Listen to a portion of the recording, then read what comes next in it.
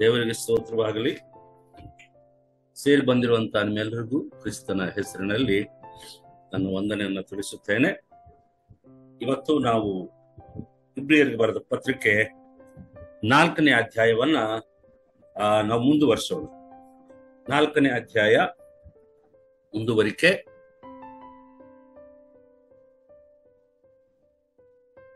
ನಾವು 4ನೇ ಅಧ್ಯಾಯವನ್ನ ಓದುವುದಾದ್ರೆ ಅದರಲ್ಲಿ ಮೊದಲನೇ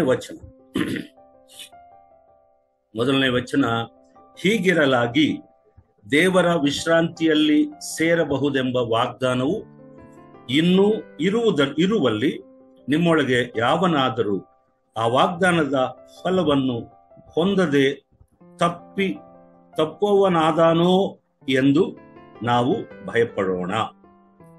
ಹೀಗೆ 4ನೇ ಅಧ್ಯಾಯ ಪ್ರಾರಂಭದಲ್ಲಿಯೇ ದೇವರ ವಿಶ್ರಾಂತಿ ಎಂಬ ಮಾತು ಕಂಡು ಬರುತ್ತೆ. ಕಳೆದ ನಮ್ಮ ಅಧ್ಯಯನದಲ್ಲಿ ಇಬ್ರಿಯರಿಗೆ ಬರೆದ ಪತ್ರಿಕೆ 3ನೇ ಅಧ್ಯಾಯದಲ್ಲಿ ಸಹ ದೇವರು ಇಸ್ರಾಯೇಲರಿಗೆ ಮಾಡಿದ ವಾಗ್ದಾನ ಅಂದ್ರೆ ವಿಶ್ರಾಂತಿಯ ಬಗ್ಗೆ, ದೇವರು ಕೊಡುವ ವಿಶ್ರಾಂತಿಯ ಬಗ್ಗೆ, ಅಥವಾ ಅವರು ಅವರಿಗೆ ವಾಗ್ದಾನ ಮಾಡಿದ ಕನಾನ ದೇಶಕ್ಕೆ ಅವರನ್ನು ಸೇರಿಸುತ್ತೇನೆ ಎಂಬುದಾಗಿ ಮಾಡಿದ ಆ ವಾಗ್ದಾನವನ್ನ ಹೊಂದುವ ಪ್ರಯತ್ನದಲ್ಲಿ ಇಸ್ರಾಯೇಲರು ವಿಫಲರಾದರು. ಅನೇಕರು ದೇವರ ಮುಂದೆ ತಪ್ಪಿ ಹೋದರು, ಅವರು ನಂಬಿಕೆಯಲ್ಲಿ ನಿಲ್ಲಲಿಲ್ಲ ಎಂಬ ಸತ್ಯವನ್ನು ನಾವು ನೋಡಿದೆವು. ನಂತರ ಕೊನೆಯದಾಗಿ ನಾವು ನೋಡಿದಂತ ವಿಷಯವೇನೆಂದ್ರೆ, ಯೇಸು ಕ್ರಿಸ್ತನು ಸಹ ನಮಗೆ ವಾಗ್ದಾನ ಮಾಡಿದ್ದಾನೆ. ಏನು ವಾಗ್ದಾನ ಮಾಡಿದ್ದಾನೆ? ತಾನು ವಿಶ್ರಾಂತಿಯನ್ನು ಕೊಡುತ್ತೇನೆ ಎಂಬ ವಾಗ್ದಾನ ಮಾಡಿದ್ದಾನೆ. ಆದ ಕಾರಣ ನಾವು ಕ್ರಿಸ್ತನಲ್ಲಿ ನಮಗೆ ಸಿಗುವಂತ ವಿಶ್ರಾಂತಿ, ಅದನ್ನ ನಾವು ಪಡೆಯುವುದರಲ್ಲಿ ತಪ್ಪಿ ಹೋದೆವು ಎಂಬ ಭಯದಿಂದ ನಾವು ದೃಢವಾಗಿ ನಿಲ್ಲೋಣ ಎಂದು 14ನೇ ವಚನ, 3ನೇ ಅಧ್ಯಾಯ 14ನೇ ವಚನದಲ್ಲಿ ಬಹುಶಃ 13, 14 ಎರಡು ವಚನಗಳಲ್ಲಿ ಇದೆ. 3ನೇ ಅಧ್ಯಾಯ 13ನೇ ವಚನ, ನಿಮ್ಮಲ್ಲಿ ಒಬ್ಬರಾದರೂ ಪಾಪದಿಂದ ಮೋಸ ಹೋಗಿ ಕಠಿಣರಾಗದಂತೆ ಈ ಹೊತ್ತು ಎಂಬ ಕಾಲವು ಇರುವ ತನಕ ಪ್ರತಿನಿತ್ಯವೂ ಒಬ್ಬರನ್ನೊಬ್ಬರು ಎಚ್ಚರಿಸಿರಿ. ಮೊದಲಿಂದಿರುವ ಭರವಸವನ್ನು ಅಂತ್ಯದವರೆಗೂ ದೃಢವಾಗಿ ಹಿಡಿದುಕೊಳ್ಳುವ ಪಕ್ಷಕ್ಕೆ ಕ್ರಿಸ್ತನಲ್ಲಿ ಪಾಲುಗಾರರಾಗಿದ್ದೇವಲ್ಲ ಎಂಬುದಾಗಿ ಹೇಳ್ತಾನೆ. ಹಾಗೆ ಹೇಳಿಕೊಂಡು ಈ 4ನೇ ಅಧ್ಯಾಯಕ್ಕೆ ಬರುವಾಗ, ಈ 4ನೇ ಅಧ್ಯಾಯ ಮತ್ತೊಂದು ಹೊಸ ವಿಷಯವನ್ನೇನು ಮಾತಾಡ್ತಾ ಇಲ್ಲ. 3ನೇ ಅಧ್ಯಾಯದಲ್ಲಿ ಈ ಗ್ರಂಥಕರ್ತನು ಯಾವ ವಿಷಯವನ್ನು ಪ್ರಸ್ತಾಪನೆ ಮಾಡಿದನೋ, ಅಂದ್ರೆ ದೇವರಿಂದ ಸಿಗುವ ಆ ವಿಶ್ರಾಂತಿ, ದೇವರು ವಾಗ್ದಾನ ಮಾಡಿದ ವಿಶ್ರಾಂತಿಯನ್ನು ಹೊಂದುವುದರಲ್ಲಿ ಇಸ್ರಾಯೇಲರು ವಿಫಲರಾದರು, ತಪ್ಪಿ ಹೋದರು, ಹೃದಯವನ್ನ ಕಠಿಣ ಮಾಡಿಕೊಂಡ್ರು. ಆ ಕಾರಣದಿಂದಾಗಿ ಅವರು ದೇವರ ವಿಶ್ರಾಂತಿಯನ್ನು ಪಡೆಯುವುದರಲ್ಲಿ ಅವರು ಸೋತು ಹೋಗಿ ಅರಣ್ಯದಲ್ಲಿ ನಾಶವಾದರು ಎಂಬುದನ್ನು ಪ್ರಸ್ತಾವನೆ ಮಾಡಿ ಬರುತ್ತಾ ಈ 4ನೇ ಅಧ್ಯಾಯಕ್ಕೆ ಬರುವಾಗ ಮತ್ತೊಂದು ಹೊಸ ವಿಷಯವನ್ನೇನು ಹೇಳ್ತಾ ಇಲ್ಲ. ಅದೇ ವಿಷಯವನ್ನ, ದೇವರಿಂದ ನಮಗೆ ಸಿಗುವ ವಿಶ್ರಾಂತಿ ಹೇಗಿರುತ್ತೆ ಅನ್ನೋದನ್ನ ಮುಂದುವರಿಸಿ ಹೊಸ ಒಡಂಬಡಿಕೆಯ ವಿಶ್ವಾಸಿಗಳಿಗೆ ಆ ವಿಶ್ರಾಂತಿ, ದೇವರು ಕೊಡುವ ವಿಶ್ರಾಂತಿ ಯಾವ ರೀತಿಯಲ್ಲಿ ಅನ್ವಯಿಸುತ್ತೆ, how it applies to the New Testament believers ಎಂಬ ವಿಷಯವನ್ನ ಆತನು ಹೇಳ್ತಾನೆ. ಹಾಗಾಗಿ ಆ 1ನೇ ವಚನದಲ್ಲಿ ಹೀಗಿರಲಾಗಿ ಎಂಬುದಾಗಿ 4ನೇ ಅಧ್ಯಾಯದಲ್ಲಿ ಹೇಳ್ತಾರೆ. ದೇವರ ವಿಶ್ರಾಂತಿಯಲ್ಲಿ ಇರಬಹುದೆಂಬ ವಾಗ್ದಾನವು ಇನ್ನೂ ಇರುವಲ್ಲಿ ಅಂತ ಹೇಳಿ, still there is a promise that we can get the rest that comes from God. ದೇವರು ಕೊಡುವ ವಿಶ್ರಾಂತಿಯು ಇನ್ನೂ ನಿಂತಿದೆ ಎಂಬುದಾಗಿ ಪ್ರಾರಂಭ ಮಾಡ್ತಾರೆ. ಇಷ್ಟಕ್ಕೂ ಈ ವಿಶ್ರಾಂತಿ ಅಂದ್ರೆ ಏನು? ವಿಶ್ರಾಂತಿ ಇಂಗ್ಲಿಷ್ನಲ್ಲಿ ಅದನ್ನ ರೆಸ್ಟ್ ಅಂತ ಹೇಳ್ತೇವೆ. ಆದ್ರೆ ಅದರ ಮೂಲಾರ್ಥ ಏನಂತಂದ್ರೆ ಸಬ್ಬಾತ್ ಎಂಬುದಾಗಿ. ಕನ್ನಡದಲ್ಲಿ ಸಹ ಮಾತು ಸತ್ಯದಲ್ಲಿ ಬರೆಯಲ್ಪಟ್ಟಿದೆ ಸಬ್ಬಾತ್ ಎಂಬುದಾಗಿ. ಸಬ್ಬಾತ್ ಎಂಬುದಾಗಿ ಇಂಗ್ಲಿಷ್ನಲ್ಲಿ ಇರುವ ಮಾತನ್ನೇ ಕನ್ನಡದಲ್ಲಿ ಸಹ ಬಳಸ್ತಾ ಇದ್ದಾರೆ, ಬೇರೆ ಬೇರೆ ಭಾಷೆಗಳಲ್ಲಿ ಬಳಸ್ತಿದ್ದಾರೆ. ಅದರ ನಿಜವಾದ ಮೂಲ ಭಾಷೆ ಏನಂತಂದ್ರೆ ಶಬತ್. ಶಬತ್ ಅನ್ನೋದು ಹಿಬ್ರು ಭಾಷೆಯ ಹೇಳಿಕೆ. ಶಬತ್ ಶಬತ್ ಅಂದ್ರೆ ವಿಶ್ರಾಂತಿ, ರೆಸ್ಟ್ ಅಷ್ಟೇ. ಇದರ ಕುರಿತು ನಾವು ಸತ್ಯವೇದದಲ್ಲಿ ಮೊಟ್ಟ ಮೊದಲನೇದಾಗಿ ನೋಡುವ ಭಾಗ ಯಾವುದಂದ್ರೆ ಆದಿಕಾಂಡ 2ನೇ ಅಧ್ಯಾಯ 1, 2 ವಚನ, ಒಟ್ಟು 4 ವಚನಗಳಲ್ಲಿ ಅದ್ರ ಬಗ್ಗೆ ಇದೆ. ಅಲ್ಲಿ ನಾವೇನ್ ನೋಡ್ತೇವೆ ಅಂದ್ರೆ 1ನೇ ಅಧ್ಯಾಯದಲ್ಲಿ ದೇವರು ಈಗಿನ ಸೃಷ್ಟಿಯನ್ನೆಲ್ಲಾ ಮಾಡಿ 6 ದಿನಗಳ ತನ್ನ ಸೃಷ್ಟಿಯನ್ನು ಮಾಡಿ ಮುಗಿಸಿ ವಿಶ್ರಾಂತಿ ಪಡೆದನು ಎಂಬುದಾಗಿ ನಾವು ನೋಡುತ್ತೇವೆ. ಸಹಜವಾಗಿ ಈ ಮಾತು ಕೇಳಿದಾಗ ನಮಗೇನ್ ಅನ್ಸುತ್ತೆ ಅಂದ್ರೆ, ಓಹೋ, ದೇವರು ಸೃಷ್ಟಿ ಕಾರ್ಯವನ್ನ ಮಾಡಿದಾಗ ಬಹಳ ದಣಿದು ಬಳಲಿ ಹೋಗಿದ್ದಾನೆ, ಆ ಕಾರಣದಿಂದಾಗಿ ವಿಶ್ರಾಂತಿಯನ್ನು ತಕ್ಕೊಳ್ತಿದ್ದಾನೆ. ವಿಶ್ರಾಂತಿ, ರೆಸ್ಟ್ ಅನ್ನೋ ಮಾತು ನಾವು ಬಳಸುವಾಗ ಪಕ್ಕನೆ ನಮ್ಮ ದೃಷ್ಟಿಗೆ ಬರುವಂತದ್ದು ಏನಂದ್ರೆ, ಓಹೋ, ಬಹಳ ಆಯಾಸಗೊಂಡಿರ್ಬೇಕು, ದಣಿದಿರ್ಬೇಕು, ಕೆಲಸ ಮಾಡಿದಾಗ ಕಷ್ಟಪಟ್ಟಾಗ ಮೈ ಬಗ್ಗಿಸಿ ಕೆಲಸ ಮಾಡುವಾಗ ಯಾರೇ ಆಗ್ಲಿ ಸ್ವಲ್ಪ ದಣಿಯುವುದು ಸಹಜ. ಆಗ ನಮಗೆ ಬೇಕಾದದ್ದು ವಿಶ್ರಾಂತಿ. ಹಾಗಾದ್ರೆ ದೇವರು 6 ದಿನಗಳ ಸೃಷ್ಟಿಯನ್ನು ಮಾಡಿದ ನಂತರ ಆತನು ದಣಿದದ್ದರಿಂದ, ಬಳಲಿ ಹೋದದ್ದರಿಂದ ವಿಶ್ರಾಂತಿಯನ್ನು ಪಡೆದನ? ಆ ರೀತಿ ನಮಗೆ ಅನಿಸುವುದು ಸಹಜ. ಆದ್ರೆ ದೇವರು ಆಯಾಸಗೊಂಡಿದ್ದರಿಂದ, ಬಳಲಿದ್ದರಿಂದ, ದಣಿದು ಹೋದದ್ದರಿಂದ ಆತನು ವಿಶ್ರಾಂತಿಯನ್ನು ತಕ್ಕೊಳ್ಳಲಿಲ್ಲ. ದೇವರು ತಾನು ವಿಶ್ರಾಂತಿ ಹೊಂದಿದನು, ಪಡೆದನು ಎಂಬ ಮಾತು ಅರ್ಥ ಏನಂದ್ರೆ, ತಾನು ಮಾಡಿದ ಕೆಲಸವನ್ನ, ಸೃಷ್ಟಿ ಕಾರ್ಯವನ್ನ ಮುಗಿಸಿ ನಿಲ್ಲಿಸಿದನು ಎಂಬುದು ಮಾತ್ರವೇ ಅದರ ಅರ್ಥ. ಅಷ್ಟೇ ಹೊರತು ದೇವರು ದಣಿಯುವುದಾದ್ರೆ, ಬಳಲಿ ಹೋಗುವುದಾದ್ರೆ ಆತನು ದೇವರು ಹೇಗಾಗ್ತಾನೆ? ಅವೆಲ್ಲಕ್ಕೂ ಅತೀತನಾಗಿರುವವನು ದೇವರು. ನಮ್ಮ ಹಾಗೆ, ಮನುಷ್ಯರ ಹಾಗೆ ದಣಿದು ಬಳಲಿ ಹೋಗುವವನಲ್ಲ ದೇವರು. ತನ್ನ ಬಾಯ ಮಾತಿನಿಂದ ಇಡೀ ಸೃಷ್ಟಿಯನ್ನೇ, ಈ ವಿಶ್ವವನ್ನೇ ಮಾಡಿದ ದೇವರು ತಾನು ಕೈ ಹೆಚ್ಚಿದ ಕೆಲಸವನ್ನ ಯಾವುದೇ ಕೊರತೆಗಳಿಲ್ಲದೆ ಚಂದವಾಗಿ, ಅದ್ಭುತವಾಗಿ, ಅಂದವಾಗಿ, ಸುಸೂತ್ರವಾಗಿ, ಕ್ರಮವಾಗಿ, ಪರಿಪೂರ್ಣವಾಗಿ ಮಾಡಿ ಮುಗಿಸಿದ್ದ ಕಾರಣ ಆತನು ತನ್ನ ಕಾರ್ಯವನ್ನ ನಿಲ್ಲಿಸಿದನು ಅಷ್ಟೇ, ಸಂಪೂರ್ಣ ಮಾಡಿ ನಿಲ್ಲಿಸಿದನು. ಅದಕ್ಕಾಗಿ ಆತನು ಅದನ್ನ ವಿಶ್ರಾಂತಿ ಎಂಬುದಾಗಿ 7ನೇ ದಿನವನ್ನ ಪ್ರತ್ಯೇಕಿಸಿದನು. ಅದನ್ನ ಪವಿತ್ರವೆಂದು ಹೇಳಿದ. ಯಾಕಂದ್ರೆ ನಮಗೆ ಯೆಶಾಯನ ಗ್ರಂಥ 40ನೇ ಅಧ್ಯಾಯ 28ನೇ ವಚನದಲ್ಲಿ, ಯೆಶಾಯನ ಗ್ರಂಥ 40ನೇ ಅಧ್ಯಾಯ 28ನೇ ವಚನದಲ್ಲಿ ದೇವರ ಗುಣಲಕ್ಷಣಗಳ ಬಗ್ಗೆ ಮಾತಾಡುತ್ತಾ ಆತನ ಎಂಥವನು ಅಂತ ಹೇಳಿ ಅಲ್ಲಿ ಬರೆಯಲ್ಪಟ್ಟಿದೆ. ಒಂದ್ಸರಿ ಓದೋಣ. ನೀನು ಗ್ರಹಿಸಲಿಲ್ಲವೋ, ಕೇಳಲಿಲ್ಲವೋ? ಯೆಹೋವನು ನಿರಂತರ ದೇವರು, ಭೂಮಿಯ ಕಟ್ಟ ಕಡೆಗಳನ್ನು ನಿರ್ಮಿಸಿದವನೂ ಆಗಿದ್ದಾನೆ. ಆತನು ದಣಿದು ಬಳಲುವುದಿಲ್ಲ. ಆತನ ವಿವೇಕವು ಪರಿಶೋಧನೆಗೆ ಅಗಮ್ಯ. Thank you. ದೇವರು ದಣಿದು ಹೋಗುವವನಲ್ಲ, ಬಳಲಿ ಹೋಗುವವನಲ್ಲ ಆತನು. ಇದು ದೇವರಲ್ಲಿ ಇರುವಂತ ಅದ್ಭುತವಾದ ಲಕ್ಷಣ. ಹಾಗಾಗಿ ನಾವು ದೇವರು ವಿಶ್ರಾಂತಿ ಎಂದು ಹೇಳಿದಾಗ ಆತನು ದಣಿದದ್ದರಿಂದ ವಿಶ್ರಾಂತಿ ಪಡೆದನು ಎಂಬುದಾಗಿ ನಾವು ಭಾವಿಸಬಾರದು. ಅದಕ್ಕೆ ಹಲವಾರು ಕಾರಣಗಳು ಇವೆ. ಸಂದರ್ಭ ಬಂದಾಗ ಅದನ್ನು ನಾವು ನೋಡಿಕೊಳ್ಳೋಣ. ಸಬ್ಬತ್ತಿನ ಬಗ್ಗೆ ಸತ್ಯವೇದದಲ್ಲಿ 3 ಬಗೆಯ ಸಬ್ಬತ್ ಬಗ್ಗೆ ಬರೆದಿದೆ. 3 ಬಗೆಯ ಸಬ್ಬತ್. ಒಂದು ದೇವರ ವೈಯಕ್ತಿಕವಾದ ಸಬ್ಬತ್ತಿನ ಕುರಿತು ಬರೆದಿದೆ. ಅದೇನಿದೆ, the personal Sabbath of the Lord God. ಕರ್ತನಾದ ದೇವರ ವೈಯಕ್ತಿಕವಾದ ಸಬ್ಬತ್, ಅದು ಮೊದಲನೇದು. ಅದನ್ನು ನಾವು 2ನೇ ಅಧ್ಯಾಯ ಆದಿಕಾಂಡ 1 1-4 ತನಕ ಅದನ್ನು ನಾವು ನೋಡ್ತೇವೆ. ಅದು ಕೇವಲ ದೇವರಿಗೆ ಮಾತ್ರ ಸಂಬಂಧಪಟ್ಟಂತ ವಿಶ್ರಾಂತಿ. ಇದಕ್ಕೆ ಮೊದಲು ನಾನು ಅದನ್ನೇ ಹೇಳ್ತಾ ಇದ್ದೆ, the personal Sabbath of the Lord god.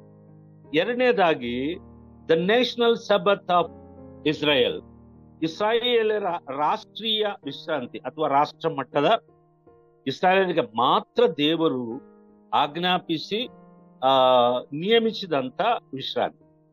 ಅದನ್ನ ನಾವು ಇವತ್ತು ಸಹ ಇಸ್ರಾಯೇಲ್ ದೇಶದಲ್ಲಿ ಪ್ರತಿಯೊಬ್ಬ ಇಸ್ರಾಯೇಲರು ಅದನ್ನ ಪಾಲಿಸ್ತಾ ಇದ್ದಾರೆ ಏನ್ರಿ, ಇವತ್ತಿಗೂ ಸಹ ಸಬತ್ ತುಂಬಾ ಇಂಪಾರ್ಟೆಂಟ್. ಇದು ಎರಡನೇದು. ಮೂರನೇದಾಗಿ the spiritual Sabbath of the Christian believers, ಕ್ರಿಸ್ತನಲ್ಲಿ ಪ್ರತಿ ವಿಶ್ವಾಸಿಗೆ ಸಿಗುವಂತ, ಪ್ರತಿ ವಿಶ್ವಾಸಿಗೆ ದೊರಕುವಂತ ಆತ್ಮಿಕವಾದ ವಿಶ್ರಾಂತಿ. ಐ ವಿಲ್ ರಿಪೀಟ್, ಕ್ರೈಸ್ತ ವಿಶ್ವಾಸಿಯ ಆತ್ಮಿಕ ವಿಶ್ರಾಂತಿ. ಇದು ಮೂರನೇದಾಗಿ ಸತ್ಯವೇದದಲ್ಲಿ ನಾವು ನೋಡುವುದು, the spiritual Sabbath of the Christian believer. ಈಗ ಮೂರು, ಒಂದು ವೈಯಕ್ತಿಕವಾದ, ದೇವರ ವೈಯಕ್ತಿಕವಾದ ವಿಶ್ರಾಂತಿ, ಅದು ಆದಿಕಾಂಡದಲ್ಲಿದೆ. ಮತ್ತು ದೇವರು ತನ್ನ ಪ್ರಜೆಯಾದಂತ ಇಸ್ರಾಯೇಲರಿಗೆ ನೇಮಿಸಿದಂತ, ಅವರಿಗೆ ರಾಷ್ಟ್ರ ಮಟ್ಟದ ಅಥವಾ ರಾಷ್ಟ್ರೀಯ ವಿಶ್ರಾಂತಿ. ಅವರು ಯಾರೇ ಆಗಿರಬಹುದು, ಇಸ್ರಾಯೇಲರು ಎಲ್ಲೇ ಇರಬಹುದು, ಅವರು ಇದನ್ನ ಪಾಲಿಸಬೇಕೆನ್ನುವಂತ ಒಂದು ಅಪ್ಪಣೆ, ಆಜ್ಞೆ ಇದೆ. ಇದನ್ನು ನಾವು ಹಳೆ ಒಡಂಬಡಿಕೆಯಲ್ಲಿ ಬಹಳ ವಿವರವಾಗಿ ನೋಡುತ್ತೇವೆ. ಅದನ್ನು ಪಾಲಿಸಿಕೊಂಡು ಬಂದಿದ್ದಾರೆ, ಇವತ್ತಿನವರೆಗೂ ಪಾಲಿಸಿಕೊಂಡು ಬಂದಿದ್ದಾರೆ. ಆದ್ರೆ ಇದೇ ವಿಶ್ರಾಂತಿ ಹೊಸ ಒಡಂಬಡಿಕೆಗೆ ಬರುವಾಗ ಕ್ರಿಸ್ತನಲ್ಲಿ ಪ್ರತಿ ವಿಶ್ವಾಸಿಗೆ ದೊರಕುವಂತ ಆತ್ಮಿಕ ವಿಶ್ರಾಂತಿಗೆ ಸೂಚನೆಯಾಗಿದೆ. ಈ ರೀತಿಯಲ್ಲಿ ಮೂರು ವಿಧವಾದ ವಿಶ್ರಾಂತಿಗಳ ಬಗ್ಗೆ ನಾವು ಸತ್ಯವೇದದಲ್ಲಿ ನೋಡುತ್ತೇವೆ. ಅದರ ಬಗ್ಗೆ ನಾವು ನೋಡುವುದಾದ್ರೆ, ಅದು ದೇವರ ವಿಶ್ರಾಂತಿ. ಯಾವ ರೀತಿ ವಿಶ್ರಾಂತಿ ಅಂದ್ರೆ, ಗಾಡ್ಸ್ ಕ್ರಿಯೇಷನ್ ರೆಸ್ಟ್. ದೇವರು ಸೃಷ್ಟಿ ಮಾಡಿದ ನಂತರ, ಸೃಷ್ಟಿ ಕಾರ್ಯವನ್ನ ಮುಗಿಸಿದ ಮೇಲೆ ಆತನು ವಿಶ್ರಾಂತಿಯ ದಿನವನ್ನ ನಿಯಮಿಸಿದನು, ನೇಮಕ ಮಾಡಿ ಅದನ್ನು ಪವಿತ್ರವೆಂದು ಅದನ್ನ ಕಾನ್ಸಕ್ರೇಟ್ ಮಾಡ್ತಾರೆ. ಅದು ದೇವರು ತಾನು ತೆಗೆದುಕೊಂಡ ವಿಶ್ರಾಂತಿಗೆ ಸೂಚನೆ. ಅದು ದೇವರ ವೈಯಕ್ತಿಕವಾದ ವಿಶ್ರಾಂತಿ. 4ನೇ ಅಧ್ಯಾಯ 4ನೇ ವಚನದಲ್ಲಿ ನಾವು ದೇವರ ವಿಶ್ರಾಂತಿಯ ಬಗ್ಗೆ ನೋಡುತ್ತೇವೆ. Okay, clear clear? ಎಸ್. 4ನೇ ವಚನ ಏನಿದೆ ನೋಡೋಣ. ಆ ವಿಶ್ರಾಂತಿಯಲ್ಲಿ ಸೇರುತ್ತಲೇ ಇದ್ದೇವೆ. ಒಂದು ಸ್ಥಳದಲ್ಲಿ 7ನೆಯ ದಿವಸವನ್ನು ಕುರಿತು ದೇವರು ತನ್ನ ಸೃಷ್ಟಿ ಕಾರ್ಯಗಳನ್ನೆಲ್ಲಾ ಮುಗಿಸಿಬಿಟ್ಟು 7ನೆಯ ದಿನದಲ್ಲಿ ವಿಶ್ರಮಿಸಿಕೊಂಡನೆಂದು ಬರೆದಿದೆ. ಓಕೆ, ಅದು ದೇವರ ವಿಶ್ರಾಂತಿ. That was personal Sabbath of the Lord God. ಮತ್ತೆ 8ನೇ ವಚನಕ್ಕೆ ಬರುವಾಗ, ಇದೇ ಅಧ್ಯಾಯ, ಇಬ್ರಿಯರ ಬರೆದ ಪತ್ರಕ್ಕೆ 4ನೇ ಅಧ್ಯಾಯ 8ನೇ ವಚನದಲ್ಲಿ ಇದು ಇಸ್ರಾಯೇಲರ ವಿಶ್ರಾಂತಿಯ ಬಗ್ಗೆ ಬರೆದಿದೆ. ದಯಮಾಡಿ ಅದನ್ನು ಓದೋಣ. ಯೆಹೋಶುವನು ಅವರನ್ನು ಆ ವಿಶ್ರಾಂತಿಯಲ್ಲಿ ಸೇರಿಸಿದ್ದಾದರೆ ತರುವಾಯ ಮತ್ತೊಂದು ದಿವಸವನ್ನು ಕುರಿತು ಹೇಳೋಣವಾಗುತ್ತಿರಲಿಲ್ಲ. ಅಂದ್ರೆ ಇಸ್ರಾಯೇಲರೆಲ್ಲರನ್ನು ಮೋಶೆಯ ನಂತರ ಯೆಹೋಶುವನು ತನ್ನ ನಾಯಕತ್ವದಲ್ಲಿ ಅವರನ್ನು ದೇವರು ವಾಗ್ದಾನ ಮಾಡಿದ ಕನಾನ್ ದೇಶಕ್ಕೆ ಸೇರಿಸಿದನು. ಅಂದ್ರೆ ಅಷ್ಟರಲ್ಲಿ ಅವರದು ವಿಶ್ರಾಂತಿ ಮುಗಿದು ಹೋಗ್ಬೇಕು. ದೇವರು ವಾಗ್ದಾನ ಮಾಡಿದ ಆ ದೇಶಕ್ಕೆ ಅವರು ಸೇರಿ ಸ್ವತಂತ್ರಿಸಿಕೊಂಡಾಗ ಆ ವಿಶ್ರಾಂತಿ ಮುಗಿಬೇಕು. ಆದ್ರೆ ನಂತರವೂ ಆ ವಿಶ್ರಾಂತಿಯ ಬಗ್ಗೆ ದೇವರು ಪ್ರಸ್ತಾಪನೆ ಮಾಡ್ತಾನೆ. ಅಂದರೆ ಅರ್ಥ ಏನು? ಯೆಹೋಶುವನ ನಾಯಕತ್ವದಲ್ಲಿ ಇಸ್ರಾಯೇಲರು ತಿಳಿದುಕೊಂಡಂತ ವಿಶ್ರಾಂತಿಯು ಪರಿಪೂರ್ಣವಾಗಿ ಮಾಡಲಿಲ್ಲ. ಓಕೆ, ಅದನ್ನ ಅಸಂಪೂರ್ಣವಾಗಿ ಯೆಹೋಶುವನ ನಾಯಕತ್ವದಲ್ಲಿ ಮುಗಿಸಿದನು. ಆದ ಕಾರಣ 8ನೇ ವಚನದಲ್ಲಿ ನಾವು ಓದಿದ ಹಾಗೆ ಯೆಹೋಶುವನು ಅವರನ್ನು ಸೇರಿಸಿದ ನಂತರವೂ ಸಹ ಇನ್ನೂ ವಿಶ್ರಾಂತಿ ಉಂಟು ಎಂಬುದಾಗಿ 9ನೇ ವಾಕ್ಯದಲ್ಲಿದೆ. ಆದ್ದರಿಂದ ದೇವರ ಜನರು ಅನುಭವಿಸುವುದಕ್ಕಿರುವ ಸಬ್ಬತ್ ಎಂಬ ವಿಶ್ರಾಂತಿಯು ಇನ್ನೂ ಉಂಟು ಎಂಬುದಾಗಿ ಬರೆದಿದೆ. ಅಂದ್ರೆ ದೇವರ ಸಂಕಲ್ಪ ನೋಡ್ರಿ ಎಷ್ಟು ಆಸಕ್ತಿಕರವಾಗಿದೆ. ಹಾಗಾಗಿ ಇದು ಎರಡನೇದು ನಾವು ನೋಡಿಕೊಂಡು 3 ವಿಶ್ರಾಂತಿಗಳು. ಮೂರನೇದಾಗಿ ಅಂದ್ರೆ ನಮಗೆ ಕ್ರೈಸ್ತ ವಿಶ್ವಾಸಿಯು ಕ್ರಿಸ್ತನಲ್ಲಿ ಸಿಗುವಂತ ವಿಶ್ರಾಂತಿಯ ಬಗ್ಗೆ 9ರಿಂದ 11 ತನಕ ಬರೆದಿದೆ. 9ರಿಂದ 11 ತನಕ ಆ ವಚನಗಳನ್ನು ಸಹ ನಾವು ಓದೋಣ. ಆದುದರಿಂದ ದೇವರ ಜನರು ಅನುಭವಿಸುವುದಕ್ಕಿರುವ ಸಬ್ಬತ್ತೆಂಬ ವಿಶ್ರಾಂತಿಯು ಇನ್ನೂ ಉಂಟು. ಹೇಗೆಂದರೆ ದೇವರು ತನ್ನ ಕೆಲಸಗಳನ್ನು ಮುಗಿಸಿ ಹೇಗೆ ವಿಶ್ರಮಿಸಿಕೊಂಡಾನೋ ಹಾಗೆಯೇ ಆತನ ವಿಶ್ರಾಂತಿಯಲ್ಲಿ ಸೇರಿರುವವನು ಸಹ ತನ್ನ ಕೆಲಸಗಳನ್ನು ಮುಗಿಸಿ ವಿಶ್ರಮಿಸಿಕೊಂಡಿದ್ದಾನೆ. ಆದುದರಿಂದ ನಾವು ಆ ವಿಶ್ರಾಂತಿಯಲ್ಲಿ ಸೇರುವುದಕ್ಕೆ ಪ್ರಯಾಸ ಪಡೋಣ.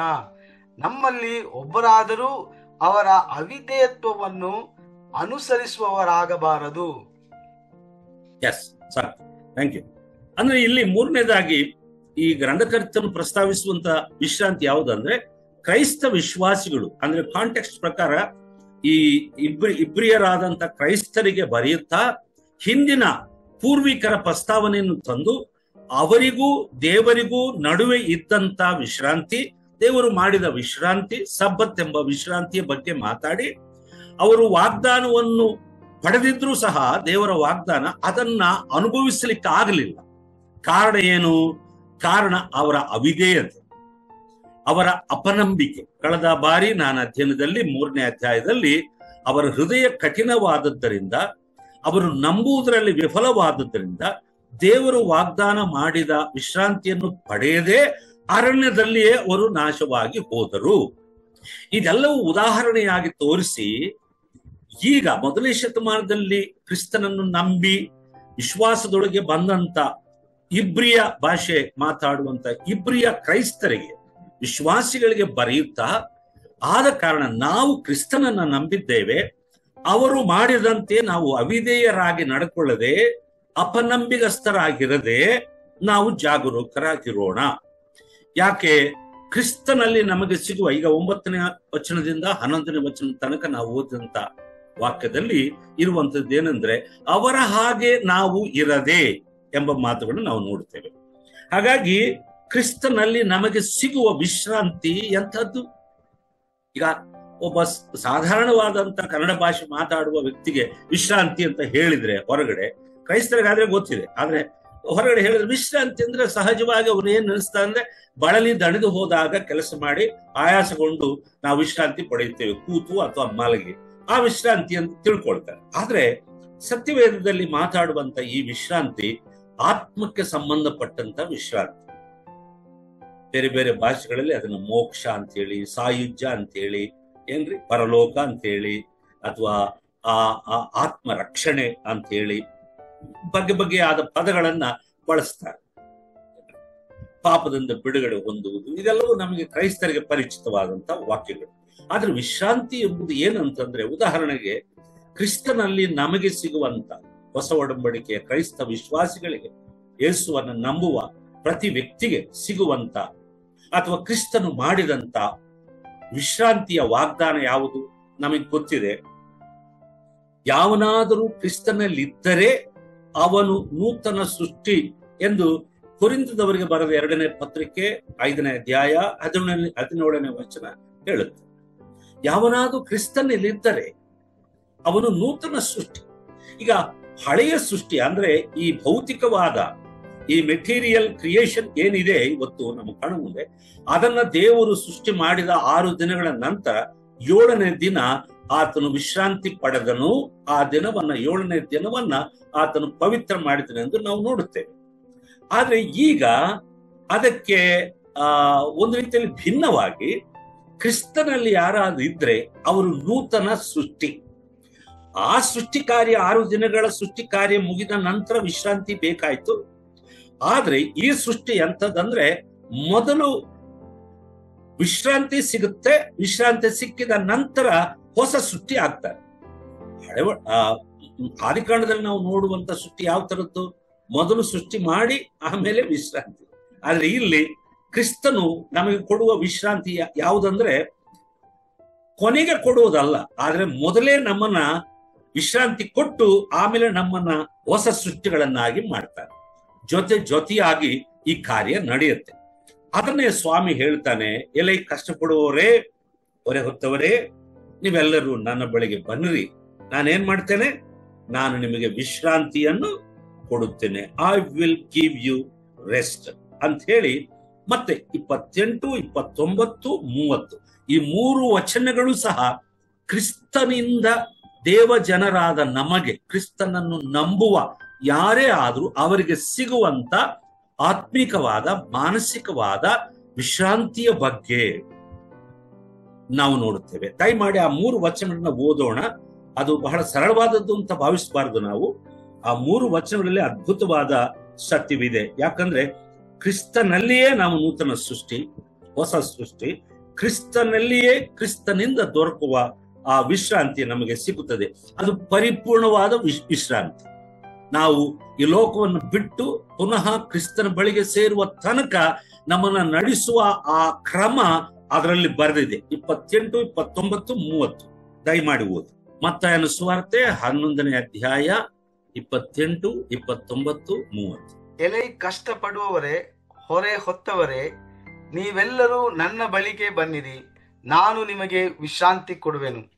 ನಾನು ಸಾತ್ವಿಕನು, ದೀನ ಮನಸ್ಸುಳ್ಳವನು ಆಗಿರುವುದರಿಂದ ನನ್ನ ನೊಗವನ್ನು ನಿಮ್ಮ ಮೇಲೆ ತೆಗೆದುಕೊಂಡು ನನ್ನಲ್ಲಿ ಕಲಿತುಕೊಳ್ಳಿರಿ. ಆಗ ನಿಮ್ಮ ಆತ್ಮಗಳಿಗೆ ವಿಶ್ರಾಂತಿ ಸಿಕ್ಕುವುದು. ಯಾಕಂದರೆ ನನ್ನ ನೊಗವು ಮೃದುವಾದದ್ದು, ನನ್ನ ಹೊರೆಯು ಹೌರವಾದದ್ದು ಅಂದನು. ನೋಡ್ರಿ, ಯೇಸು ಸ್ವಾಮಿ ಮೊದಲನೇ ಸಾರಿ ನನ್ನ ಬಳಿಗೆ ಬನ್ನಿರಿ ಅಂತ ಹೇಳಿ ಎಲ್ಲರಿಗೂ ಒಂದು ಸಾರ್ವಜನಿಕವಾದಂತ ಆಮಂತ್ರಣವನ್ನ ಕೊಡುತ್ತಾನೆ. He invites everyone, no matter who you are. ಕರೆದ ಮೇಲೆ ತನ್ನ ಬಳಿಗೆ ಬಂದಾಗ ಎಂಥ ವಿಶ್ರಾಂತಿ ಪಡ್ಕೊಳ್ತಾರೆ ಎಂಬುದನ್ನು ಸಹ ವಿವರಿಸ್ತಾನೆ. ನಿಮ್ಮ ಆತ್ಮಗಳಿಗೆ ವಿಶ್ರಾಂತಿ ಸಿಗುತ್ತದೆ ಅಂತ ಹೇಳ್ತಾರೆ.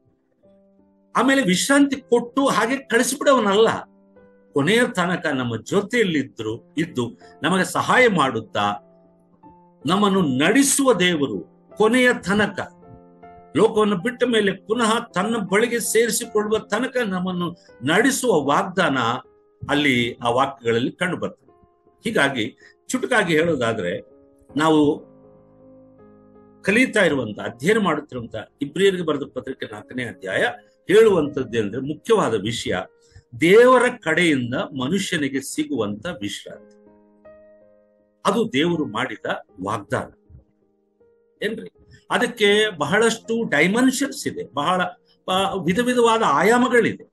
ದೇವರು ಕೊಡುವ ವಿಶ್ರಾಂತಿಯ ಆಯಾಮಗಳು ಹಲವಾರಿದೆ. ಅದರಲ್ಲಿ ನಮಗಿರುವ ಸ್ವಲ್ಪ ಸಮಯದಲ್ಲಿ, ಒಂದು 10-15 ನಿಮಿಷದಲ್ಲಿ ನಾವು ಈ 5 ಆಯಾಮಗಳಿದೆ, ಅದನ್ನ ನಾನು ಹೇಳ್ತೇನೆ.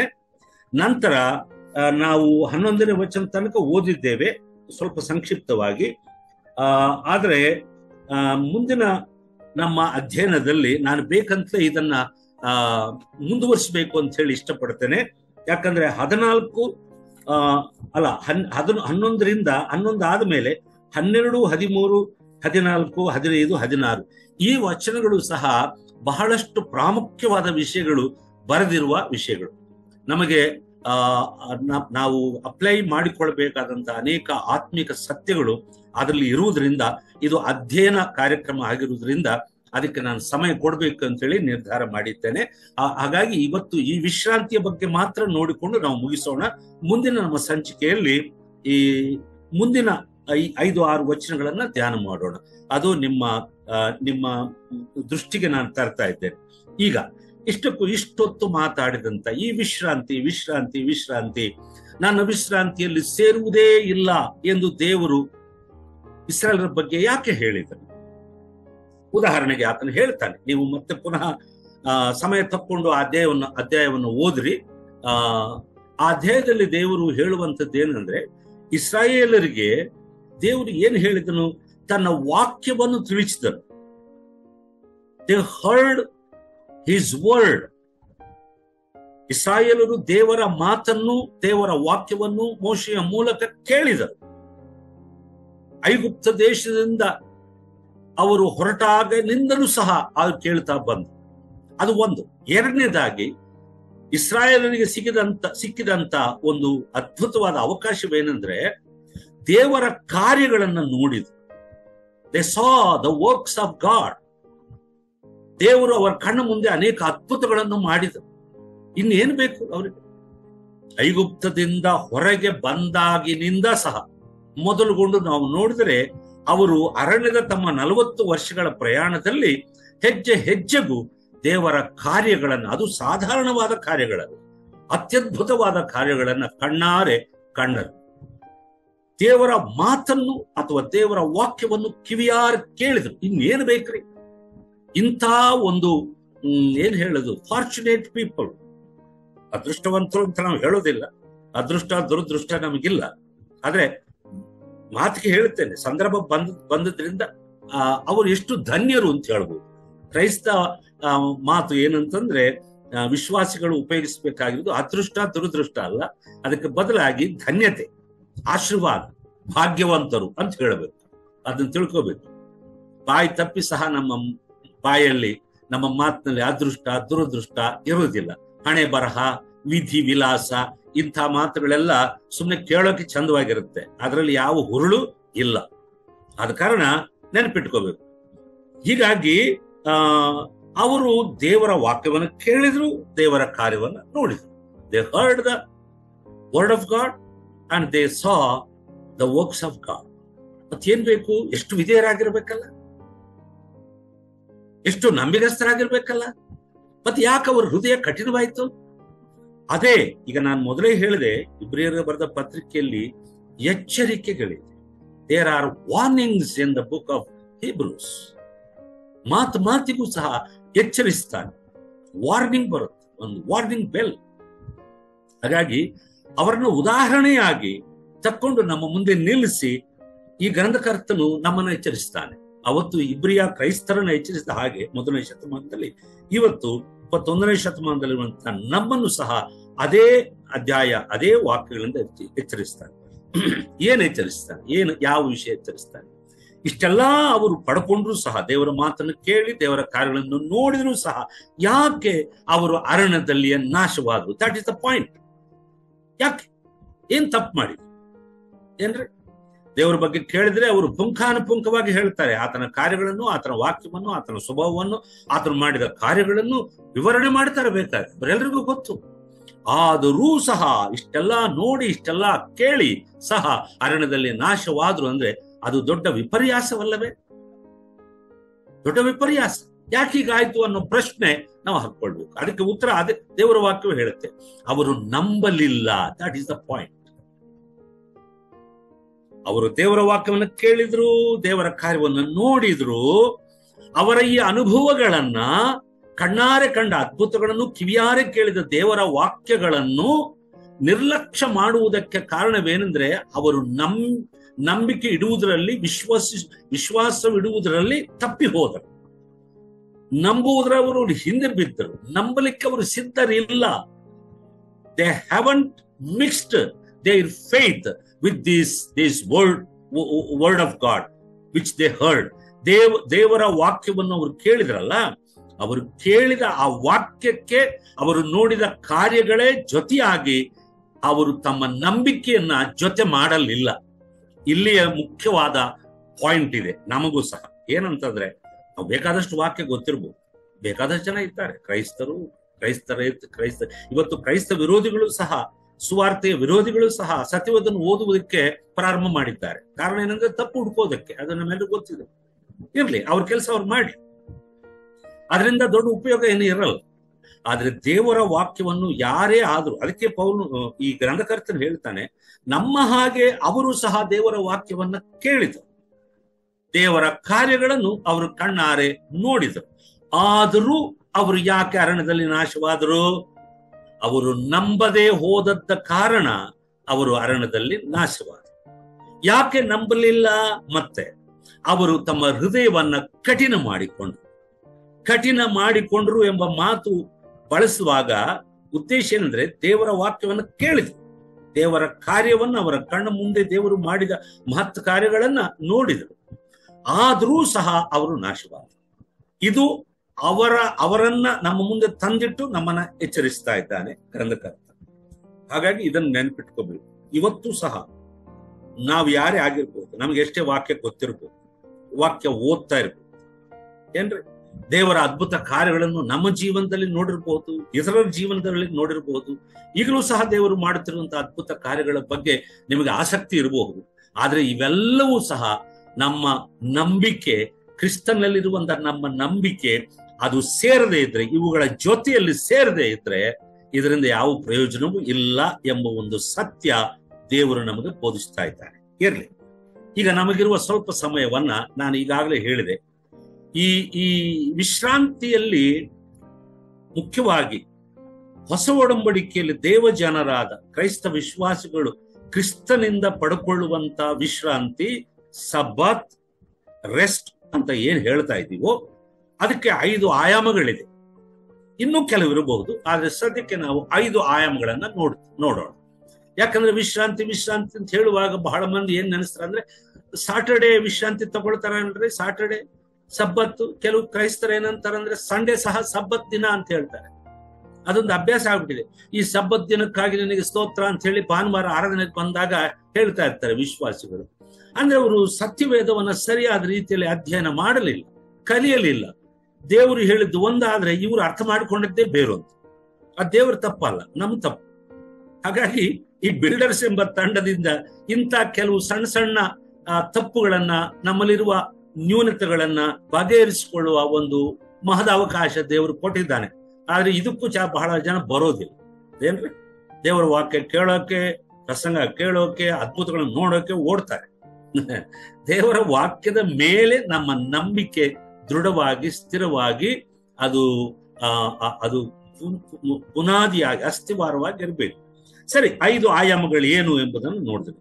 ಈ ಕ್ರಿಸ್ತನಿಂದ ನಮಗೆ ಸಿಗುವಂತ ಈ ವಿಶ್ರಾಂತಿ ಎಂಬ ಆತ್ಮಿಕ ವಿಶ್ರಾಂತಿಯನ್ನ ಪಡೆಯುವುದು ಹೇಗೆ ದೇವರಿಂದ ವಾಗ್ದಾನ ಮಾಡಲ್ಪಟ್ಟ ಕ್ರಿಸ್ತನಲ್ಲಿ ನಮಗೆ ಸಿಗುವಂತ, ನಮಗಂದ್ರೆ ಎಲ್ಲ ಸಾರ್ವಜನಿಕವಾಗಿ ಎಲ್ಲರಿಗೂ ಸಿಗುವಂತ ಈ ವಿಶ್ರಾಂತಿಯೊಳಗೆ ಹೇಗೆ ಪ್ರವೇಶಿಸಬೇಕು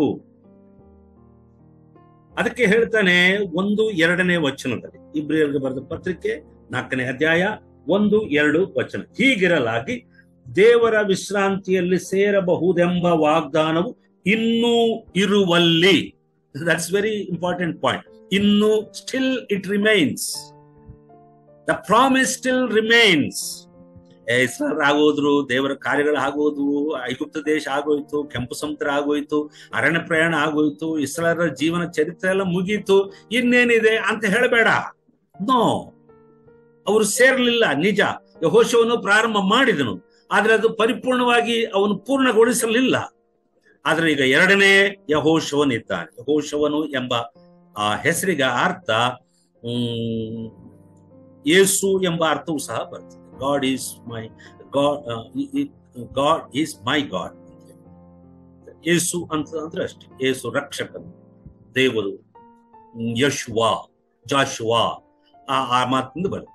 ಹಾಗಾಗಿ ಇಸ್ರಾಯೇಲರನ್ನ ವಾಗ್ದಾನ ದೇಶವೆಂಬ ಕನಾನ್ನಲ್ಲಿ ಸೇರಿಸಿದ್ರು, ಆತನು ಅವರಿಗೆ ದೇವರು ಮಾಡಿದ ವಾಗ್ದಾನವನ್ನ ಪರಿಪೂರ್ಣ ಮಾಡುವುದರಲ್ಲಿ ಆತನು ತನ್ನ ಕೆಲಸವನ್ನು ಪೂರ್ಣಗೊಳಿಸದೆ ಅಸಂಪೂರ್ಣವಾಗಿ ಮಾಡಿ ಯೆಹೋಶುವನು ಹೋದನು. ಆದ್ರೆ 2ನೇ ಯೆಹೋಶುವ ಎಂಬುದಾಗಿ ಕರೆಯಲ್ಪಡುವ ಯೇಸು ಕ್ರಿಸ್ತನ ಮೂಲಕ ಇಬ್ರಿಯರಿಗೂ, ಇಸ್ರಾಯೇಲರಿಗೂ, ಇನ್ನು ಅನ್ಯ ಜನರಾದ ಪ್ರಪಂಚದಲ್ಲಿರುವಂತ ಎಲ್ಲರಿಗೂ ವಾಗ್ದಾನ ಮಾಡಿದಂತ ಈ ವಿಶ್ರಾಂತಿ ಸಿಗುವ ಅವಕಾಶವಿದೆ. ಅದನ್ನ ಹೇಳ್ತಾನೆ, ಈ ವಾಗ್ದಾನವು ಇನ್ನೂ ಇರುವಲ್ಲಿ ನಿಮ್ಮೊಳಗೆ ಯಾವನಾದರೂ ಆ ವಾಗ್ದಾನದ ಫಲವನ್ನು ಹೊಂದದೆ ತಪ್ಪುವನಾದಾನೋ ಎಂದು ನಾವು ಭಯಪಡೋಣ. ಅಂದ್ರೆ ಇಲ್ಲಿ ಒಂದು ವಾರ್ನಿಂಗ್ ಇದೆ, ಪದೇ ಪದೇ ಪುನರಾವರ್ತನೆ ಮಾಡಿ ತಿಳಿಸುವಂತ warning. The warning is being repeated again and again. ಯಾಕಂದ್ರೆ ಒಂದೇ ಕಾರಣ, don't miss this rest that comes from Christ. ಕ್ರಿಸ್ತನಿಂದ ಕ್ರಿಸ್ತನು ಕೊಡುವ ಈ ವಿಶ್ರಾಂತಿಯನ್ನ ನೀನು ಕಳ್ಕೋಬೇಡ ಅನ್ನೋದೇ ಇದರ ಸಾರಾಂಶ. ಸೊ ಹೀಗೂ ಕ್ರಿಸ್ತನಿಂದ ಸಿಗುವಂತ ಈ ವಿಶ್ರಾಂತಿಯ 5 ಆಯಾಮಗಳನ್ನ ನಾವು ನೋಡಿಕೊಳ್ಳೋಣ. ನಂಬರ್ 1, ಮೊದಲನೇದಾಗಿ ಈ ವಿಶ್ರಾಂತಿ ಎಂದು ಹೇಳಿದ್ರೆ ಅದರ ಅರ್ಥ ದೇವರೊಂದಿಗಿನ ಸಮಾಧಾನ, ಪೀಸ್ ವಿತ್ ಗಾಡ್. ಯಾಕೆ ದೇವರೊಂದಿಗೆ ನಮಗೆ ಯಾಕೆ ಸಮಾಧಾನವಾಗಬೇಕು? ಇಬ್ಬರು ಶತ್ರುಗಳ ನಡುವೆ, ವೈರಿಗಳ ನಡುವೆ ಸಮಾಧಾನ ಇರೋದಿಲ್ಲ. ಆ ಇಬ್ಬರ ನಡುವೆ ಇರುವಂತ ಶತ್ರುತ್ವ, ವೈರತ್ವ ಯಾವಾಗ ಅಳಿದು ಹೋಗುತ್ತೋ, ಸಂಧಿ ಮಾಡಿಕೊಳ್ಳುತ್ತಾರೋ, ಆವಾಗ ಮಾತ್ರವೇ ಆ ಇಬ್ಬರ ನಡುವೆ ಸಮಾಧಾನ ನೆಲೆಗೊಳ್ಳುವುದಕ್ಕೆ ಸಾಧ್ಯ. ಹಾಗಾದ್ರೆ ನಾವು ಯಾವ ಕಾರಣದಿಂದ ದೇವರಿಗೆ ಶತ್ರುಗಳಾದೆವು? ದೇವರು ಪವಿತ್ರನು. ಪಾಪಿಯಾದ ಮನುಷ್ಯನು ಆತನ ಬಳಿಗೆ ಹೋಗುವುದಕ್ಕಾಗುವುದಿಲ್ಲ. ಪಾಪಿಯಾದ ಮನುಷ್ಯನನ್ನ ದೇವರು ಪ್ರೀತಿ ಮಾಡಿದರೂ ಸಹ ಅವನಲ್ಲಿರುವ ಪಾಪವನ್ನು ದ್ವೇಷ ಮಾಡುವುದರಿಂದ, ಆ ಪಾಪದ ಕಾರಣದಿಂದ ಮನುಷ್ಯ ಜಾತಿ ಎಲ್ಲವೂ ದೇವರಿಗೆ ಶತ್ರುಗಳಾಗಿ ಮಾರ್ಪಟ್ಟರು. ಅದನ್ನು ನಾವು ರೋಮ ಪತ್ರಿಕೆಯಲ್ಲಿ 5ನೇ ಅಧ್ಯಾಯದಲ್ಲಿ ನಾವು ನೋಡ್ತೇವೆ. ನಾವು ಇನ್ನೂ ವೈರಿಗಳಾಗಿದ್ದಾಗ ದೇವರು ನಮ್ಮನ್ನು ಪ್ರೀತಿಸಿದನು. ನಾವು ಭಕ್ತಿಹೀನರಾಗಿದ್ದಾಗ ಆತ ನಮ್ಮನ್ನು ಪ್ರೀತಿಸಿದನು. ಈ ರೀತಿ ಎಲ್ಲ ಹೇಳ್ಕೊಂಡು, ನಾವು ಅಪವಿತ್ರರಾಗಿದ್ದಾಗ ದೇವರು ನಮ್ಮನ್ನು ಪ್ರೀತಿಸಿದನು. ಅದು ಕಾರಣ ಇಷ್ಟೇ. ಹಾಗಾಗಿ ದೇವರೊಂದಿಗಿನ ಸಮಾಧಾನ, ಪೀಸ್ ವಿತ್ ಗಾಡ್ ಯಾವಾಗ ಬರುತ್ತೆ? ಕ್ರಿಸ್ತನು ಶಿಲುಬೆಯಲ್ಲಿ ಸತ್ತು ತನ್ನ ರಕ್ತವನ್ನು ಸುರಿಸಿ ತನ್ನ ಪ್ರಾಣವನ್ನು ಕೊಟ್ಟು ಸತ್ತು ಹೂಣಲ್ಪಟ್ಟು ತಿರುಗಿ ಎದ್ದದ್ದರಿಂದ ದೇವರೊಂದಿಗೆ ಮನುಷ್ಯನಿಗೆ ಇದ್ದಂತ ಆ ವೈರತ್ವವನ್ನ, ಶತ್ರುತ್ವವನ್ನ ಅಳಿಸಿಬಿಟ್ಟು ಸಮಾಧಾನ ಮಾಡಿದನು ಎಂದು ಎಫೆಸ ಪತ್ರಿಕೆಯಲ್ಲಿ ಇದೆ. ದೇವರಿಗೂ ಮನುಷ್ಯರಿಗೂ ನಡುವೆ ಇದ್ದಂತ ಒಂದು ಅಡ್ಡಿಯಾಗಿದ್ದಂತ ಗೋಡೆಯನ್ನ ಆತನು ಕೆಡವಿ ಬಿಟ್ಟನು ಎಂದು ನಾವು ನೋಡುತ್ತೇವೆ 2ನೇ ಅಧ್ಯಾಯದಲ್ಲಿ. ದೇವರೊಂದಿಗೆ ನಮ್ಮನ್ನ ಸಮಾಧಾನ ಪಡಿಸಿದನು. ನೋಡಿದ್ರ, ಶತ್ರುತ್ವ ಹೋಯಿತು. ಅದಕ್ಕಾಗಿ ನಾವು ದೇವರನ್ನ ತಂದೆ ಎಂದು ಕೂಗಬಹುದು, ಪ್ರಾರ್ಥನೆ ಮಾಡಬಹುದು. ಪರಲೋಕದಲ್ಲಿರುವ ನಮ್ಮ ತಂದೆ ಎಂಬುದಾಗಿ ಒಂದು ಅಧಿಕಾರದಿಂದ ನಾವು ಪ್ರಾರ್ಥನೆ ಪ್ರಾರಂಭ ಮಾಡ್ತೇವೆ. ಕಾರಣ ಇಷ್ಟೇ, ಯೇಸು ಕ್ರಿಸ್ತನಿಂದ, ಆತನ ಶಿಲ್ಬೆಯ ಮರಣದಲ್ಲಿ ನಂಬಿಕೆ ಇಟ್ಟದ್ದರಿಂದ ಒಬ್ಬ ವ್ಯಕ್ತಿಗೆ ಪಾಪ ಕ್ಷಮಾಪಣೆ ಸಿಗುವುದು ಮಾತ್ರವಲ್ಲ, ದೇವರೊಂದಿಗೆ ಸಮಾಧಾನವಾಗುತ್ತೆ. ಅದು ಅರ್ಥ. ಕ್ರಿಸ್ತನಲ್ಲಿ ಸಿಗುವ ವಿಶ್ರಾಂತಿ ಸಬ್ಬತ್ ಅನ್ನುವುದು ಅದೇನೋ ಆಚರಣೆ ಮಾಡುವಂತ 7ನೇ ದಿನ ಶನಿವಾರ ಮಾಡುವ ಸಬ್ಬತ್ ಅಲ್ರಿ. ಕ್ರೈಸ್ತ ವಿಶ್ವಾಸಿಗಳಿಗೆ ವಿಶ್ರಾಂತಿ ಇದೆ, ಅದು ಕ್ರಿಸ್ತನಲ್ಲಿ ಇದೆ. Spiritual rest we have. ಯಾವಾಗ ಕ್ರಿಸ್ತನನ್ನು ನಂಬಿದಾಗ ದೊರಕುವ ಪಾಪ ಕ್ಷಮಾಪಣೆ, ದೇವರೊಂದಿಗಿನ ಸಮಾಧಾನ. 2ನೇದಾಗಿ ಫ್ರೀಡಮ್ ಫ್ರಮ್ ಸ್ಲೇವರಿ. ಇದುವರೆಗೆ ನಾವು ಇವತ್ತು ಆರಂಭದಲ್ಲಿ ಪ್ರಾರ್ಥನೆ ಮಾಡಿದ್ವಿ. ಸಹೋದರ ರಂಗಸ್ವಾಮಿ ಅವರೇನು ಪ್ರಾರ್ಥನೆ ಮಾಡಿದ್ರು ಅಂತ ಕಾಣುತ್ತೆ. ಏನ್ ಪ್ರಾರ್ಥನೆ? ಯಾವುದಕ್ಕಾಗಿ? ನಮ್ಮ ಅಂಶವೇನಂತಂದ್ರೆ ಜೀತದಾಳುಗಳಿಗಾಗಿ ಪ್ರಾರ್ಥನೆ ಮಾಡಿದ್ವಿ. ಇವತ್ತು ಜೀತದಾಳುಗಳಾಗಿ ಇರುವಂತವರೇ ಇರುವ ವ್ಯವಸ್ಥೆ ಒಂದಾನೊಂದು ಕಾಲದಲ್ಲಿ ಅನೇಕ ವರ್ಷಗಳಿಂದ ಇವತ್ತಿಗೂ ಸಹ ಇದೆ. ಆ ಗುಲಾಮತನ, ಜೀತದಾಳು ಅಂತ ಹೇಳಿ ಸ್ವಲ್ಪ ಪಾಲಿಶ್ ಆಗಿ ಮಾತಾಡ್ತಿದ್ದೇವೆ. ಅದು ನಿಜಕ್ಕೂ ಇಟ್ ವಾಸ್ ಎ ಬಾಂಡೇಜ್.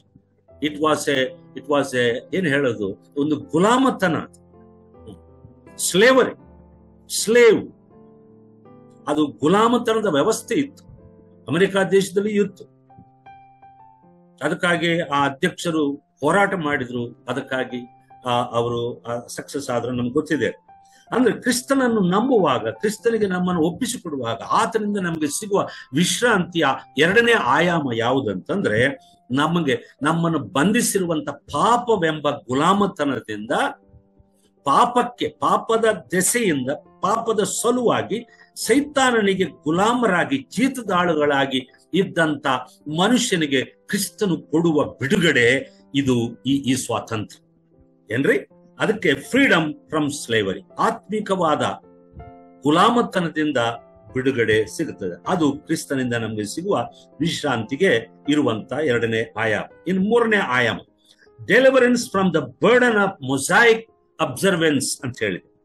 ಅಂದ್ರೆ ಮೋಶೆ ಮೂಲಕ ದೇವರು ಕೆಲವು ಆಜ್ಞೆಗಳನ್ನ, ಕಟ್ಟಳೆಗಳನ್ನ ಇಸ್ರಾಯೇಲಿಗೆ ಕೊಟ್ಟರು. ಅವುಗಳನ್ನ ತಪ್ಪದೆ ಅವರು ಆಚರಿಸಬೇಕು, ಅದನ್ನು ಅನುಸರಿಸಬೇಕು, ಒಳಗಾಗಬೇಕು, ವಿಧೇಯರಾಗಬೇಕು, ಅವುಗಳನ್ನ ನಡೆಸಿಕೊಡಬೇಕು. ಅವು ಆಜ್ಞೆಗಳು, ಭಾರವಾದ ಆಜ್ಞೆಗಳು.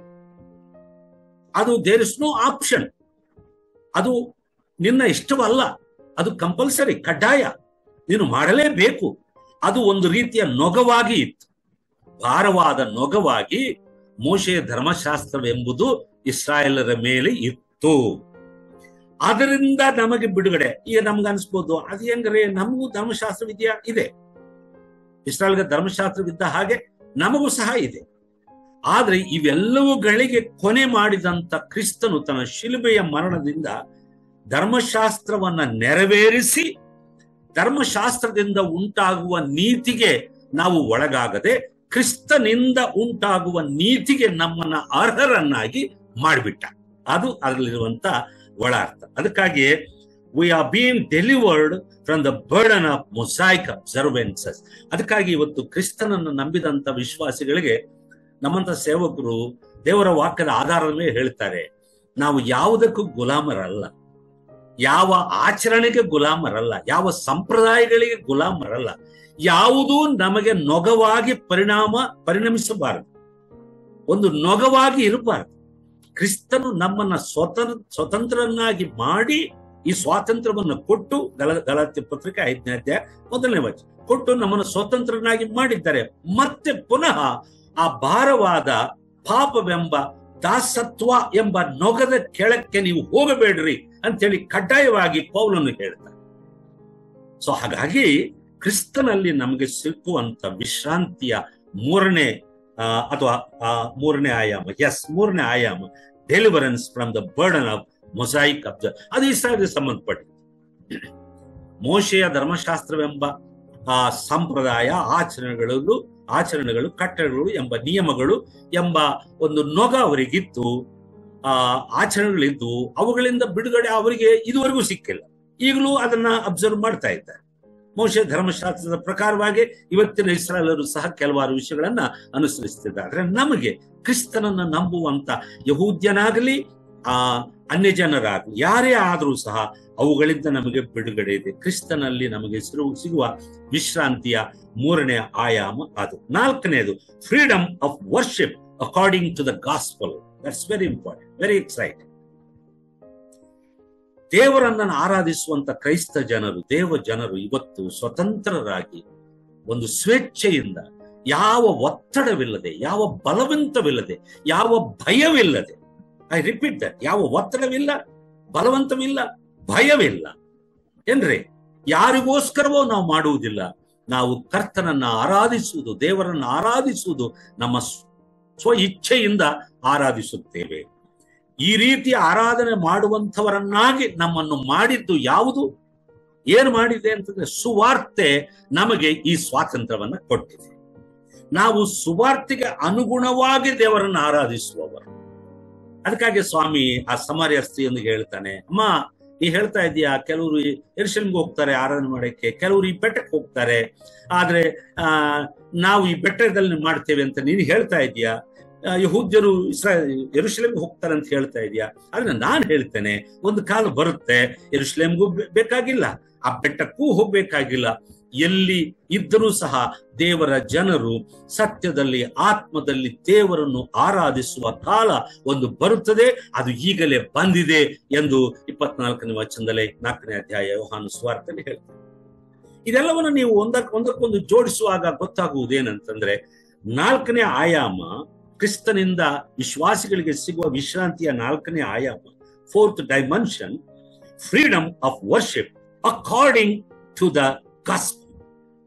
ಒಬ್ಬ ವಿಶ್ವಾಸಿಗೆ ಸುವಾರ್ತೆಯೇ ಶಿರೋಧಾರ್ಯವಾಗಿರಬೇಕು. ಸುವಾರ್ತೆ ಅಂದ್ರೆ ಏನು? ಕ್ರಿಸ್ತನ ಮರಣ ಹೊಂದಿ ಸತ್ತು ಹೂಣಲ್ಪಟ್ಟು ತಿರುಗಿ ಎದ್ದು ಬಂದಂತಹ ಶಿಲುಬೆಯ ಮರಣವೆಂಬುದು ತುಂಬಾ ಪ್ರಾಮುಖ್ಯವಾದದ್ದಾಗಿದೆ ತನ್ನ ಜೀವನದ. ಯಾವಾಗ್ಲೂ ಅದು ಕಣ್ಣು ಮುಂದೆ ಇರಬೇಕು. ನಮ್ಮ ವಿಶ್ವಾಸದ ನಡೆ ನುಡಿ, ನಮ್ಮ ಜೀವನ, ನಮ್ಮ ಶೈಲಿ, ನಾವು ಮಾಡುವ ಕೆಲಸಗಳೆಲ್ಲವೂ ಅದರಿಂದ ಉತ್ಪನ್ನವಾಗಬೇಕು. ಶಿಲುಬೆಯ ಪ್ರೀತಿಯಿಂದ, ಶಿಲುಬೆಯ ಕಾರ್ಯದಿಂದ, ಶಿಲುಬೆಯಲ್ಲಿ ನಾವು ಪಡೆದ ಕ್ರಿಸ್ತನಿಂದ ದೊರಕಿದ ವಿಶ್ರಾಂತಿಯಿಂದ ಇವೆಲ್ಲವೂ ಹೊರಚಿಮ್ಮಬೇಕು. whatever you do for God, that everything must sprout from the gospel. That means from the cross, the work of Christ that has been done on the cross. ಶಿಲುಬೆಯಲ್ಲಿ ಕ್ರಿಸ್ತನು ಮಾಡಿದ ಕಾರ್ಯಗಳಲ್ಲೇ ನಮ್ಮ ಎಲ್ಲವೂ ಲಗ್ನವಾಗಿರಬೇಕು, ನಿಮಗ್ನವಾಗಿರಬೇಕು. ಅದು ನಾಲ್ಕನೇ ಆಯಾಮ ಯಾವುದು? Freedom of worship according to the gospel. ಯಾಕೆ ನೀನು ಆರಾಧನೆ ಮಾಡ್ತೀಯ? ಯಾರ ಒತ್ತಡ ಇದೆ? ಯಾರ್ದು ಇಲ್ಲ. You are free. You are free, my brother. You are free, my sister. But when you worship God, because of gospel you are worshiping. Because gospel has saved you. Gospel has made you to become God's child. You have received the rest from Christ that has been promised by God. So, adu ನಾಲ್ಕನೇದಾಯ್ತು, freedom of worship according to the gospel. Finally, fifthly, the rest that God himself enjoys. ಇದು final. ದೇವರು ತಾನೇ ಆನಂದ ಪಡುವ, ಸಂತೋಷ ಪಡುವಂತ ಆ ವಿಶ್ರಾಂತಿ. ಈಗ ದೇವರ ಮನಸ್ಸಿನಲ್ಲಿ ಯಾವ ಡಿಸ್ಟರ್ಬೆನ್ಸ್ ಇರೋದಿಲ್ಲ, ಕಳವಳ ಇರೋದಿಲ್ಲ. ಅಯ್ಯೋ ನಾಳೆ ಏನಾಗುತ್ತೆ ಅನ್ನೋ ಚಿಂತೆ ದೇವರಿಗೆ ಇಲ್ಲ. ದೇವರು ಆ ವಿಶ್ರಾಂತಿಯನ್ನ ಎಂಜಾಯ್ ಮಾಡ್ತಾನೆ.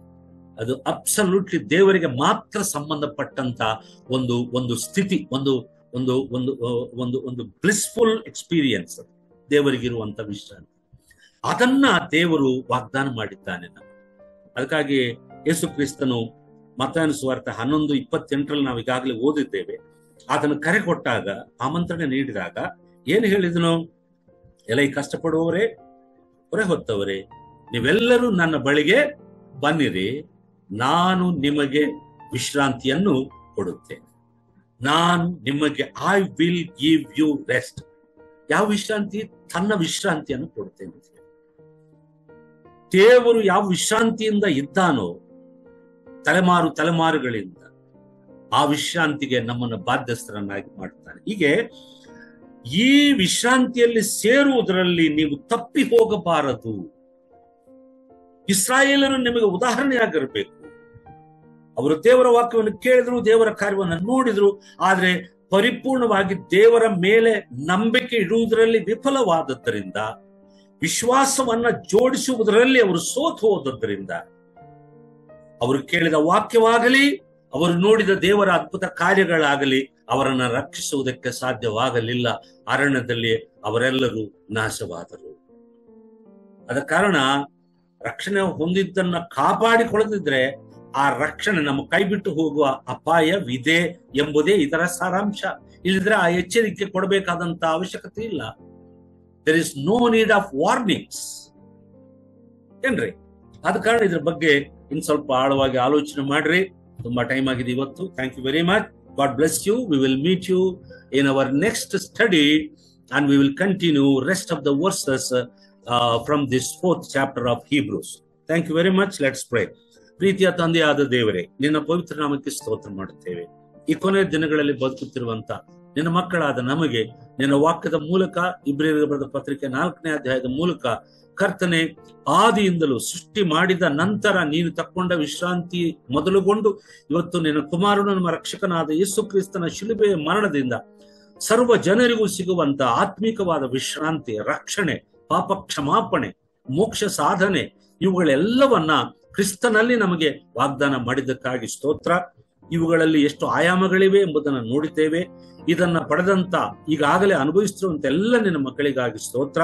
ಯಾರಾದ್ರೂ ಈ ಮಾತುಗಳನ್ನು ಕೇಳುತ್ತಾ ಇರುವವರು ಕ್ರಿಸ್ತನಿಂದ ದೊರಕುವಂತ ಈ ಆತ್ಮಿಕ ವಿಶ್ರಾಂತಿಯನ್ನು ಪಡೆಯದೆ ಪಾಪದಲ್ಲಿ ಇರುವುದಾದ್ರೆ ಅಂತವರ ಜೊತೆಯಲ್ಲಿ ಮಾತಾಡು ಸ್ವಾಮಿ. ಈ ಮಾತುಗಳಿಂದ ಅವರು ಸಹ ಕ್ರಿಸ್ತನ ಕಡೆಗೆ ಬಂದು ಆತನ ಬಳಿಯಿಂದ ಆತನಿಂದ ಈ ವಿಶ್ರಾಂತಿಯನ್ನು ಪಡೆದುಕೊಂಡು ಅವರು ಧನ್ಯರಾಗುವಂತೆ ಸಹಾಯ ಮಾಡು. ನಮ್ಮ ಪ್ರಾರ್ಥನೆ ಕೇಳಿದಕ್ಕಾಗಿ ಸ್ತೋತ್ರ. ಯೇಸು ಕ್ರಿಸ್ತನ ಹೆಸರಿನಲ್ಲಿ ಪ್ರಾರ್ಥಿಸುತ್ತೇವೆ ತಂದೆಯೇ. ಆಮೇನ್. ಆಮೇನ್. Thank you very much. God bless.